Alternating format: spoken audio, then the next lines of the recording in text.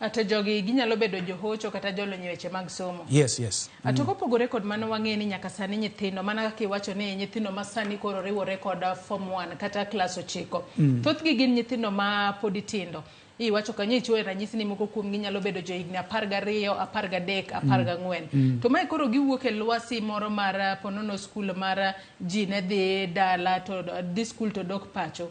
To sani koro gidhi bet e skul kacha ma ponono moko kuom gi madhi skunde ma ji ninde dhi bet e skul kacha. Ponono skunde onego ket ikruok mane mar rwako nyithindo gi e skul gi sani. Ahinya jopuonje onego bed ni giketo lwasi mane mar rwako skul nyithindo gi e yo makare. Mar mondo mi paro moro amora mar ni ponono skul nikech wang'e ni duoko mag penj ma KCC nowuok nitiere skunde moko mok notimo maber. Nyathi nyalo bedo kod to e chunye ni ma an kora dhi e skul ni babo timo maber ka onge kata ponono kata japuonje manoyudo e skul ni. To iwacho ga ni ichako build foundation gi odiochieng' mokwongo midonje skul kanyo ka in e form 1. Iwacho adier, bedo donje klas 9 e mise to king'iyo kata ot maduong' gorofa yudo ka ing'iyo gorofa maduong' kaka Times Towers boma ma Nairobi ka tiyudo ka mise ema chungo odno. Omiyo kwa dhi e skul ma sekondari ka nyithindo donje klas 9 onego ging'e ni nitiere mise makoro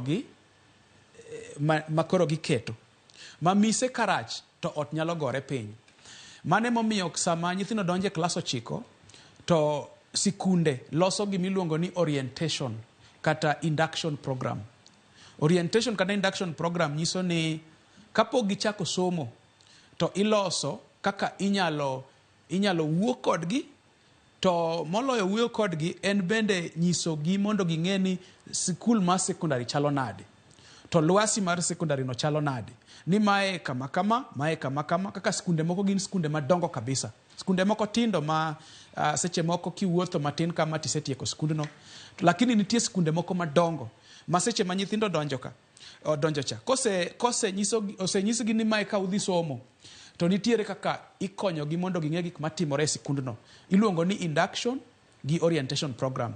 To seche mag induction no chalo wakelo kite 3 kamoro achiel. Ineno ka wan e gweng' kucha to watedo kwatiyo gi kite 3. Kite 3 go ema chungo agulu kata sufuria. E sikul nitiere kite 3.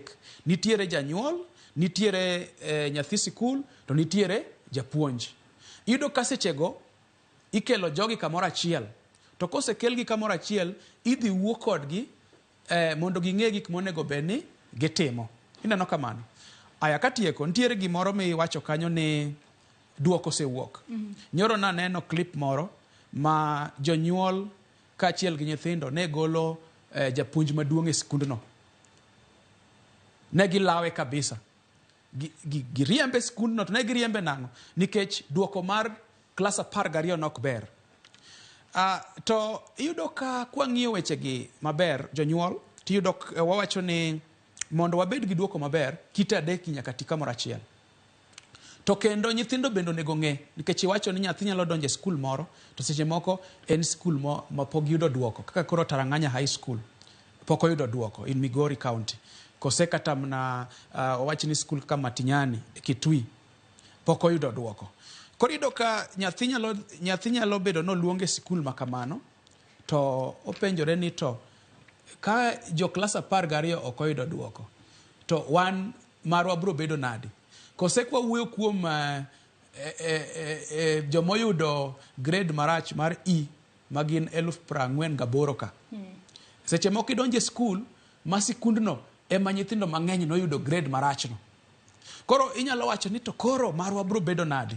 Lakini gima ng'eyo kaka ng'at matiyo gi sikunde en ni weche yamo lokoga. Yamo nyalo loko. Omiyo sani kwa wuoyo ni Kabarak High School ema otelo. Ineno ka chien kanyo ne wawuoyo kuom Nyambaria in Nyamira. To chien kanyo kabisa ne wawuoyo kuom Kenya High, to wawuoyo kuom Kapsabet. Lakini nyochi neno kakoro nen Kabarak. Nyiso ni kata mna higa mabiro wabiro bedo gi sikul moro madhi telo. Ineno. Weche mag kalo penj ok en sikul seche mang'eny. En ikruok mar penjno kod kaka ji timo gik moko e sikundno.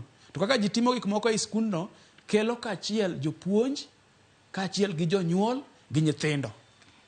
Koro nyithindo kata jonyuol kik para ni sikul ema nyalo miyo nyithindo kal penj.